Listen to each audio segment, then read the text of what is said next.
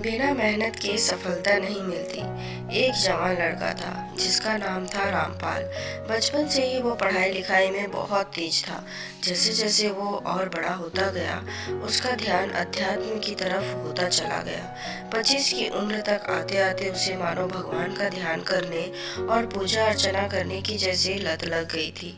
हालांकि उसकी बचपन से इच्छा थी कि वो बहुत ज़्यादा पैसे कमाए। इसके लिए वो हमेशा कुछ न कुछ करने की भी सोचता रहता था।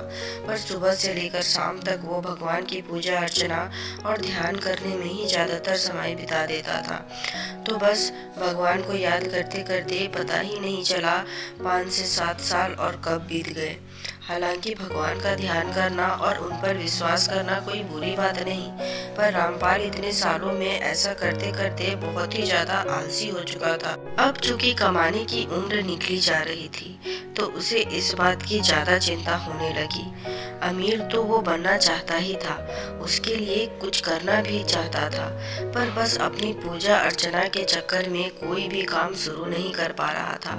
ऊपर से उस पर आलस इस कदर हावी हो गया था कि वो सिर्फ योजनाएं बनाता था, उनकी शुरुआत नहीं करता था। जैसे जैसे समय बीतता गया, उसको अपने जीवन और भविष्य के बारे में और ज्यादा चिंता होने लगी कि अब सब कैसे होगा।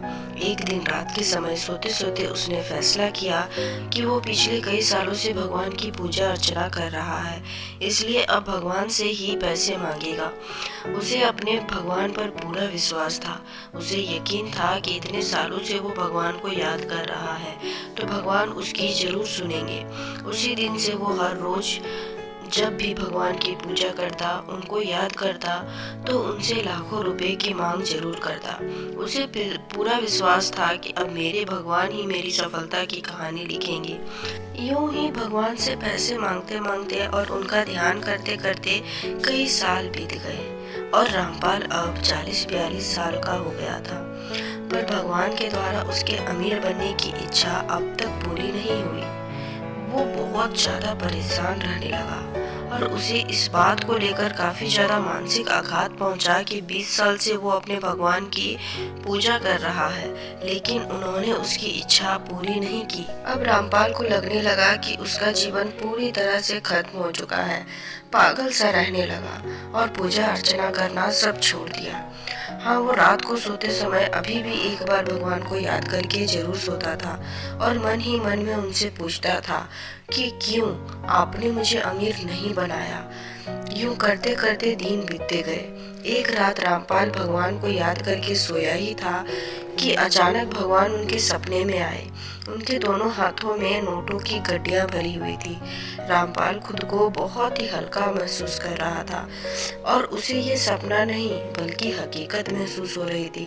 उसे ऐसा महसूस हो रहा था कि भगवान उसके सामने लाखों रुपए लेकर खड़े हैं। रामपाल बहुत ही खुश हुआ और उसने रुपयों की ओर अपने हाथ बढ़ाने चाहे, लेकिन ये क्या, रामपाल अपने हाथ ही नहीं उठा पा रहा था। उसने लाख कोशिश की पर अपने हाथों को उठाकर आगे नहीं बढ़ा पाया। उधर भगवान पैसों को हाथों में लेकर धीरे धीरे मुस्कुरा रहे थे। रामपाल ने दुखी होते हुए कहा कि प्रभु, क्यों आप मुझे ये रुपए नहीं दे रहे हैं? इतने सालों से क्यों मेरी इच्छा पूरी नहीं कर रहे हैं? क्या मेरी पूजा अर्चना में कोई कमी थी? क्या मैंने आपको सच्चे दिल से याद नहीं किया? आपने दुनिया में करोड़ों लोगों की सफलता की कहानी लिखी है, उन्हें पता नहीं कितनी दौलत दी है, फिर मेरे साथ ऐसी नाइंसाफी क्यों प्रभु? इतने सालों में एक भी ऐसा दिन नहीं गया जब मैंने आपको याद ना किया हो। भगवान मुस्कुराए और बोले, रामपाल, तुम्हारी पूजा अर्चना में कोई कमी नहीं। तुम मुझ पर पूरा विश्वास करते हो, ये भी जानता हूँ। तुम एक सच्चे भक्त हो मेरे और मैं तुमसे खुश हूँ, तभी तो तुम्हारे लिए अपने हाथों से इतनी दौलत लिए खड़ा हूँ। रामपाल ने कहा, तो प्रभु आप मुझे ये रुपए देते क्यों नहीं? भगवान ने कहा, रामपाल, मैं तो तुम्हें ये रुपए देने ही आया हूँ, लेकिन तुम खुद इन्हें नहीं ले पा रहे हो। रामपाल दुखी होते हुए बोला, प्रभु मुझे कुछ समझ नहीं आ रहा है, मैं क्या करूँ? ये क्या हो रहा है? तब भगवान ने कहा, शांत हो जाओ पुत्र और मेरी बात ध्यान से सुनो। तुमने जब से मुझसे दौलत मांगना शुरू किया था, मैं तब से ही तुम्हारे लिए ये रुपये हाथों में लेकर तुम्हें देने के मौके की तलाश में हूँ, लेकिन इतने साल बीत गए, तुम मुझे मौका ही नहीं दे रहे हो ये पैसे देने का।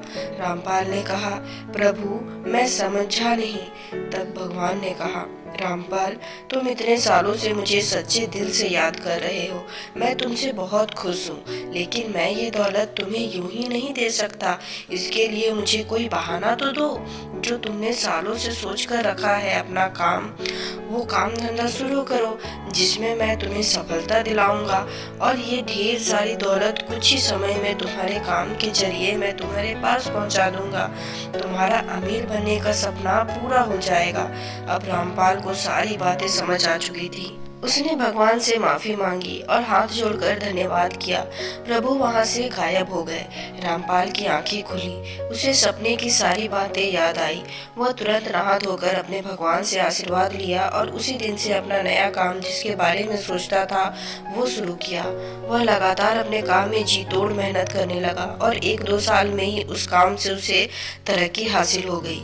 जितनी उसने भगवान से मांगी थी वह हर रोज भगवान का शुक्रिया अदा करता था। उसे अब जिंदगी के सबक और भगवान के देने का तरीका अच्छी तरह से समझ आ चुका था। तो दोस्तों, हमें इस कहानी से क्या सीख मिलती है?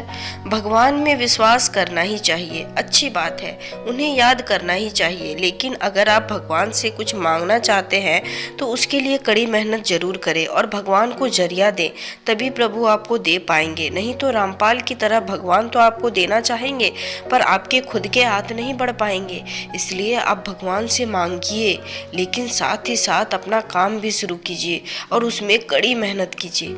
उम्मीद करती हूँ दोस्तों ये कहानी आपको अच्छी लगी होगी। इस पर आपकी क्या राय है कमेंट में ज़रूर बताएं और लाइक शेयर सब्सक्राइब तो ज़रूर से ज़रूर कर दें। कहानी सुनने के लिए, देखने के लिए बहुत बहुत धन्यवाद।